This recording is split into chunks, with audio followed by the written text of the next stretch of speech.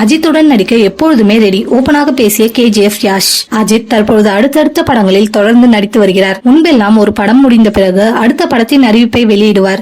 ஆனால் தற்போது ஒரு படம் நடித்துக் கொண்டிருக்கும் போதே தனது அடுத்தடுத்த படங்களின் அறிவிப்பை வெளியிட்டு ரசிகர்களை ஆச்சரியப்படுத்தி வருகிறார். விடாமுயற்சி படம் நடித்துக் கொண்டிருக்கும் போது தனது 63வது படமாக குட் பேட் அக்லி என்ற படத்தின் அறிவிப்பை வெளியிட்டார். இந்த படத்தின் ஷூட்டிங் எல்லாம் விறுவிறுப்பாக நடந்து வருகிறது. இதனைத் தொடர்ந்து அடுத்த 2 படங்களின் கதைகளையும் தற்போது கேட்டு வருகிறாராம்.